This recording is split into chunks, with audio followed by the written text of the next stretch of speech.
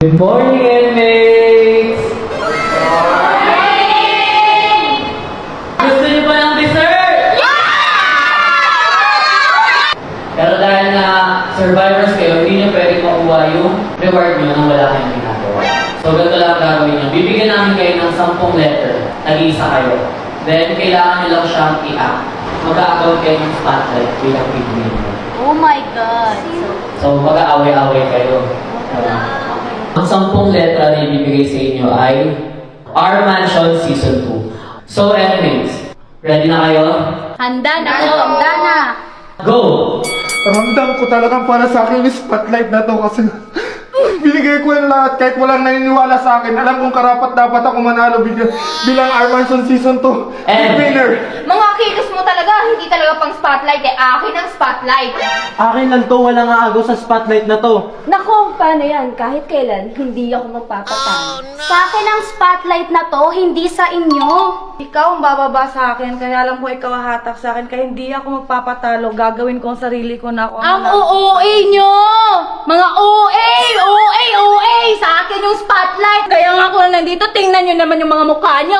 Ay! Tingnan nyo yan! Ang OA talaga! Nangyayari sa inyong lahat? Ako lang dapat manalo dito kasi ginawa ko yung best ko. Kaya dapat ako yung manalo dito sa Our Mansion House Season 2. Magsitahimik na lang kayo. Seriously, everyone? Sa isip nyo kayo mananalo? Ako na dapat yung manalo dito. Tulig ka ba? Ako dapat. Anong gagawin ko? Ba't nandito ako? Ha? Dahil na nagawa nyo ang aking second time.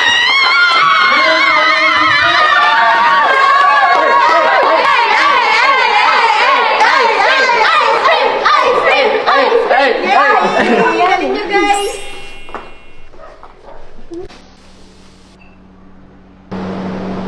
Baka ikita yung Wait lang. Inmates!